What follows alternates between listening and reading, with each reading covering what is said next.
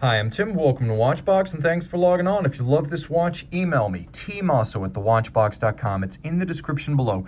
It's your purchase and pricing email question line for buying this or any watch you see on our channel or any Watchbox platform. Reach out to me directly, tmosso at thewatchbox.com. And today we're discussing what might be my favorite version of the precious metal Daytona on the Oysterflex strap bracelet. While I've often described the post-2017 precious metal strap-clad Daytonas as extraordinary pieces in each regard, I've also made it clear that I like the yellow gold model the best. And of the yellow gold examples, I like this dial configuration the best. As you can see from the tag, this is the 116518LN, but that only describes the case and the strap. It is the dial that makes this watch. The timepiece is 40 millimeters in diameter by 12.3 millimeters thick, and from lug to lug, it measures 47.7 millimeters with a 20 millimeter spacing between the lugs.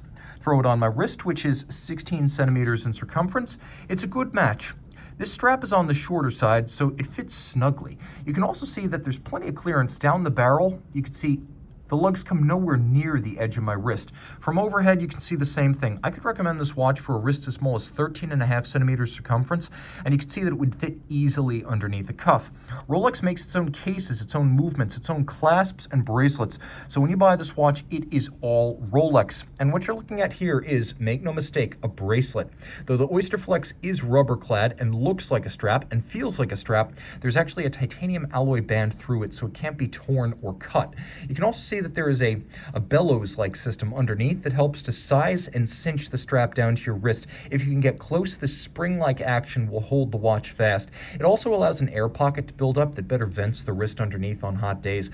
The strap profile has the taper of a bracelet and then the central spline of the bracelet, so it looks very integrated in spite of being a strap rather than an oyster.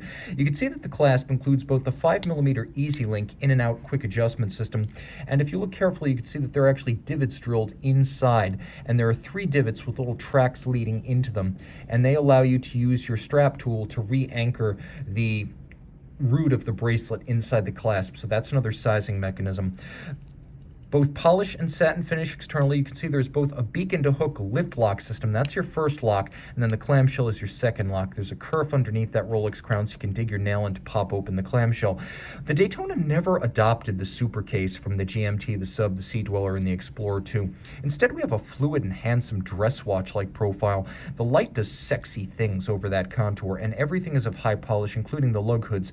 The flanks are not squared off like the super case. The lugs are not squared off and sheer. There's a little bit of contrast with this end link that's inserted to integrate the strap to the case. You can see some satin and polish contrasting, but for the most part, we're looking at polish.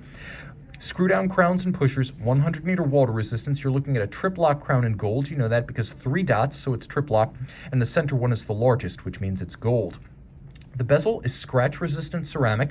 It acts as a sort of heat shield for the rest of the watch, as it's most likely to take contact first against any hard surface your wrist might encounter.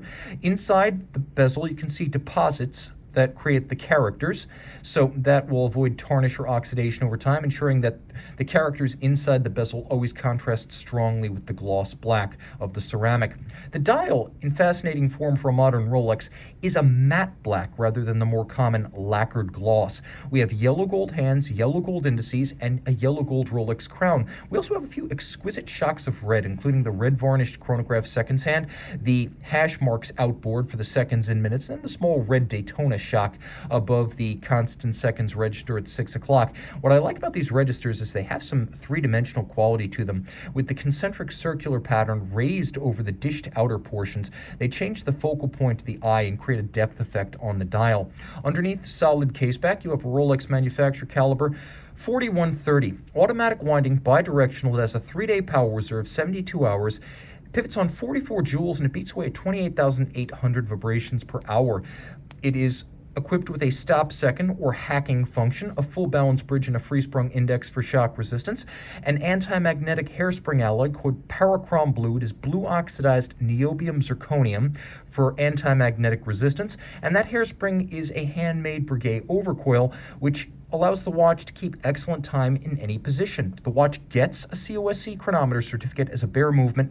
It then goes back to Rolex, where the chronometer certified movement is put into the case and timed in 6 positions to run no worse than -2 + 2 seconds per day.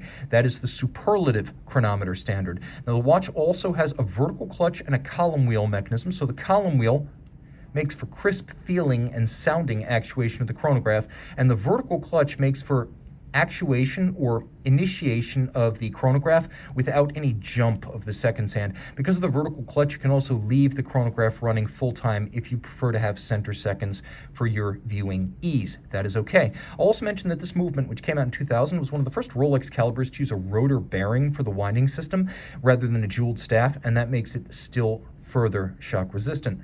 Reach out to tmosso at thewatchbox.com for purchase and pricing details of my favorite precious metal Daytona.